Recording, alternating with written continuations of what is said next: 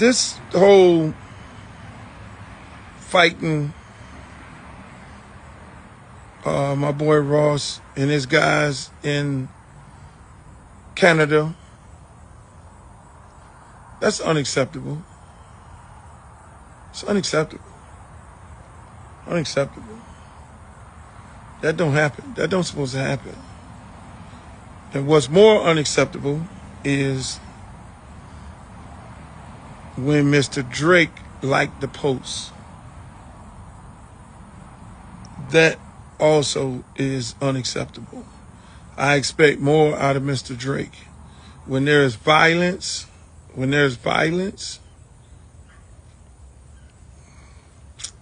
you don't condone it.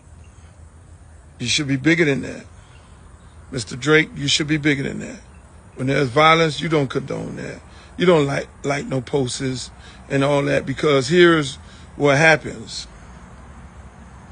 There's always a backlash of it all. Here's what happens when now you've inserted yourself.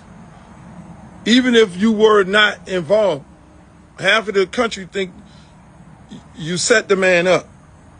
They book a show in Canada, and you send your goons out there to agitate and start a fight with Ross. And y'all do what you do on the TV. Half the country think that. When you, Mr. Drake, like the post, you just inserted yourself into violence toward Mr. Ross and his crew. Now, let me just say this. As a broker of peace for Tupac and Biggie, I seen how this shit end, man. I mean, these other young guys, we're going to have a conversation with a lot of these other young guys who dying, these senseless deaths and these songs and all that. Y'all brothers are talented. Y'all got to understand, y'all talented. Y'all don't need that. Y'all talented as fuck. Y'all getting people to buy the records. People are buying your records because they like the music. They like what you're saying in the records. So leave it there, young fellas. But now these grown ass ones right here, Mr. Drake and Mr. Ross.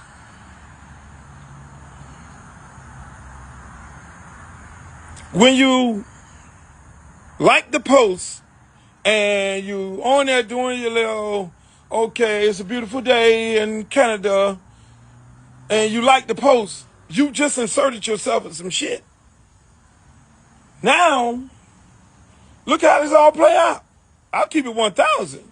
Look how it all play out. Oh, so half the country thinking that Roston played the record, the Kendrick Lamar record, and he got jumped on because he played the Kendrick Lamar record. So now you got a whole West Coast of people, they at your head. Oh, that's what we doing? You don't need that, Mr. Drake. You don't need to be confined. You're too talented. I like you. I got friends that like you. I don't know you personally. Don't need to know you personally. But you're too talented to insert yourself in some shit that you're not really about. To have a whole coast at your head. You don't want that. I don't want that for you. Now here's how this shit works out. Because again, look, I had the same conversation with Biggie and Pop. I'm probably one of the only few niggas that could talk to them straight up. I was on the road with Biggie when people would be singing Biggie songs in the stadium. Singing Pop this song while Biggie on stage. I seen this thing. And I've seen this man, like, man, I'm not really about that. I love Buddy. Biggie never jumped into the shit. Biggie never said anything. He was like, look, man, I'm leaving that shit alone, man. I ain't really on that. I talked to Biggie. I talked to Pop. I went to Suge nightclub as soon as Pop got out of jail and had a conversation with him on this shit here. Hey, Pop, look here, man. Same thing I'm saying to y'all. Leave this shit alone, boss. Because it's not going to be the rapper pull the trigger. It's not going to be the rapper pull the trigger. It's not going to be the rapper that robs somebody. It's not going to be the rapper that do something. No, it's going to be somebody looking for a come up. It's going to be somebody looking for a come up. Or it's going to be some super fan who going to then do the shooting. You won't be knowing where it's coming from. So I would have expected Mr. Drake to be like, yo, I don't condone violence. That ain't what it is. I don't have nothing to do with that or none of that. You feel me? Because y'all can play the little games where you're talking on this social media shit, and you're doing your little texting and you're tweeting and you're talking and all the however y'all say whatever y'all want to say about each other. You can do that on here. But when you go to putting hands on people, that's when the shit go to a whole nother level. When you go putting hands on people, that go to a whole nother level. So people didn't have to put hands on you. And then they can have a conversation about it. You got to be the bigger person than that. Y'all on here doing all this. Sticks and stones may hurt my bones. Word would never hurt me. Ain't nobody put no hands on nobody but until now. See, all these dudes gonna get on here and they gonna talk that sucker shit and all that, and they gonna think this is a game. This is not a game. Because you put your hands on your homeboys put their hands on, they did not put their hands on Ross. They put their hands on Sam and them other people who were with Ross.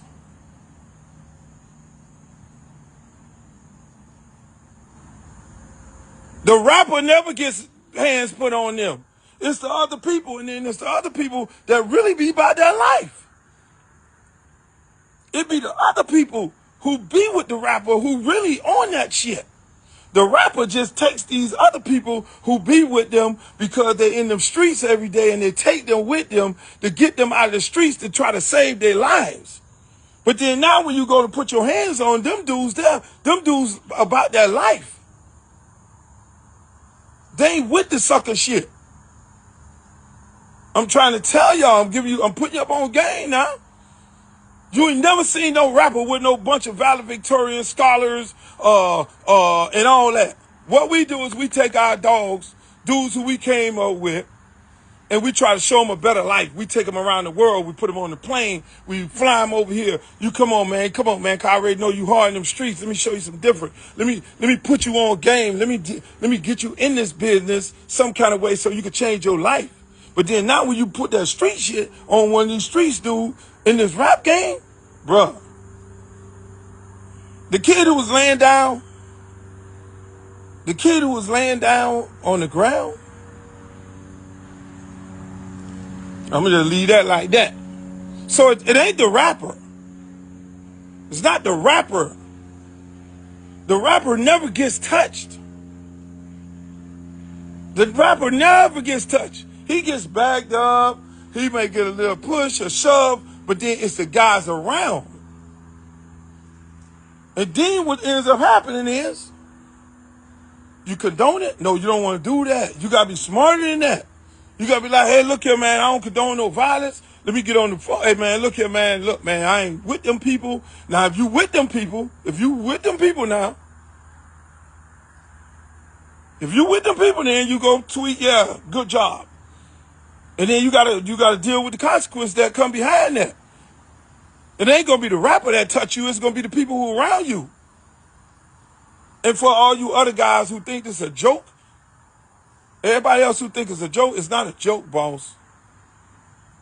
And I expect more out of my elder rappers. Everything ain't funny. Everything ain't joke business. Everything ain't joke business. I expect guys who've been in the game for a long time. This is not the time when people go to putting hands on people. This is not the time to joke. This ain't no fucking joke, bruh. This is not the time to joke, man. Don't do it. Don't do it. Don't joke. And then when you invoke 305 in that you don't want to do. This one thing about it, we got a whole bunch of people down here that I said a long time ago. We got a whole bunch of people down here that I said a long time ago, y'all need to check these people at the door. But then obviously we had a lot of groupie ass people around here start bringing these dudes around here and allowing them to just come run up and down here. But they running around on South Beach. Let me just let y'all know that right now. That's South Beach. The door could close for all you motherfuckers real quick. The door could close for everybody. Don't invoke 305 in your jokes about that situation because you invoke a whole situation. So play your little games with your words. If you want to do wordplay with Ross and anybody else, do your little wordplay with all that, but don't say keep 305 out your mouth. I'm just telling you right now because this shit is everybody has a part of their city where people really bleed this shit. Everybody has a part of their city. I don't care whether you're from Raleigh, North Carolina, you could be from Fayetteville, you could be from Brooklyn, you could be from the Bronx, you could be from Inglewood, you got people everywhere that bleed this shit. They ain't really with the Hollywoodness. I'm telling you right now. There's a lot of people don't play like that. So when you're doing your little games with your rappers and you're running off at the mile and you're joking them and all that, don't joke my city. I'm telling you that right now. Just don't joke the city, boss. Don't joke the city. We ain't no jokes. That shit you see, we are not South Beach. What you see over there on South Beach, that's them over there. People down here bleed this shit. Don't joke the city. So I'm just gonna leave that like that. But for the most part, people, as an elder statesman that has seen two of my good friends, Biggie and Pac, die senselessly, and it wasn't by them pulling the trigger on them, each other, it was the people that surround them. I would hope that you two gentlemen get your shit together. Mr. Drake and Mr. Ross, because I don't want this to end like that. It shouldn't end like that. I'm going to be the elder statesman of it all. You don't want that.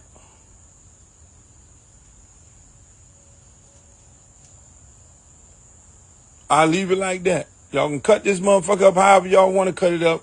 But I said it and I stand firm on it. Y'all have a nice night.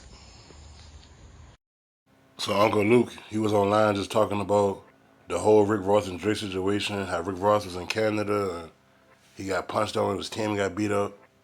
One thing that he's not understanding that Rick Ross did get punched initially. He did get touched.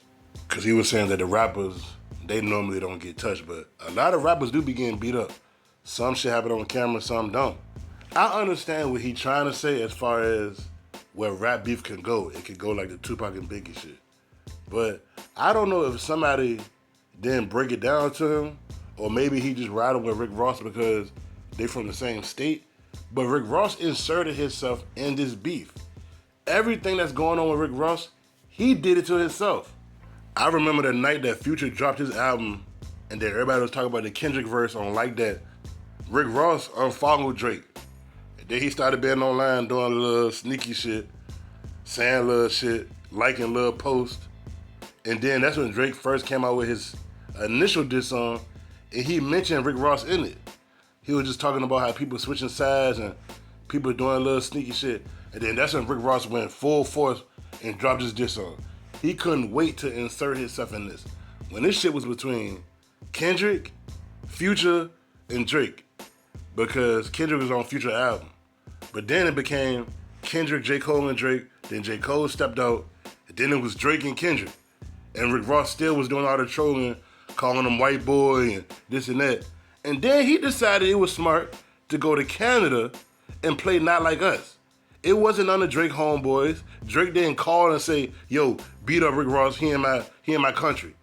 Rick Ross did it to himself. And then he wanted to walk in the crowd and think, well, nobody gonna touch him. There was just Drake fans, die-hard Drake fans, like, how dare you play Not Like Us in Canada and then walk through the crowd?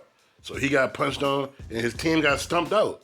So instead of Uncle Luke saying Drake need to do this or Drake need to whatever, he need to talk to Rick Ross and say, nigga, you almost 50 and got all these kids and grandkids. Why the hell you trying to insert yourself in a beef that ain't got nothing to do with you?